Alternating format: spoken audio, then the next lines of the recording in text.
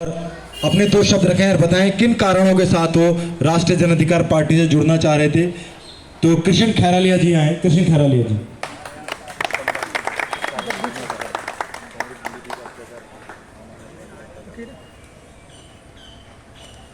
बहुत बहुत धन्यवाद जब्बर सरोज भाई जी और आदरणीय महेश पारचा साहब और ठाकुर साहब और समस्त यहाँ पर उपस्थित अलग अलग राज्यों से आए हुए अतिथिगण, आप सबको मैं पहले नमन करता हूँ और आपको बहुत बहुत धन्यवाद देता हूँ कि आप इतनी दूर से चलकर आज इस कार्य में उपस्थित हुए और आपने इस कार्य की शोभा और दुगनी बढ़ा दी है। जोरदार तालियों के साथ उनका स्वागत करें। तो भाइयों, सबसे पहले मैं ये कहना चाहता हूँ कि मेरे बड़े भाई साहब प्रवीण पारचा जी ने जो मेरे से एक बात पूछी है कि भाई आप किन कारणों से इस पार्टी से जुड़े हो।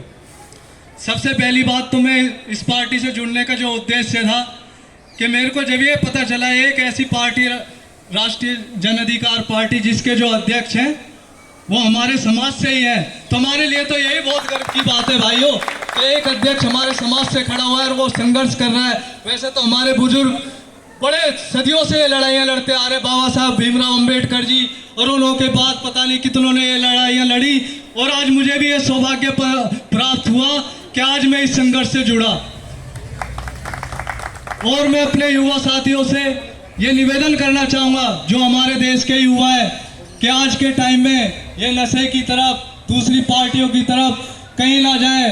मैं उन युवाओं से भी अपील करता हूं जो आज के टाइम में कहीं भी अत्याचार होता है, किसी बहुजन पे अत्याचार होता है, किसी बहन बेटी पे अत्याचार होता है, वो फोन लेते हैं, कोने में बैठ जाते हैं और एक नेट पर अपनी हवस भड़स निकाल के कि भैया ये तो बहुत गलत हो रहा है, उनको कोई प्लेटफॉर्म नहीं मिलता। तो एक ये राष्ट्रीय जन अधिकार पार्टी आपको एक प्लेटफॉर्म दे रही है कि आप आगे आओ और संघर्ष करो, हम आपके साथ हैं। इस वजह से मैं इस पार्टी से जुड़ा।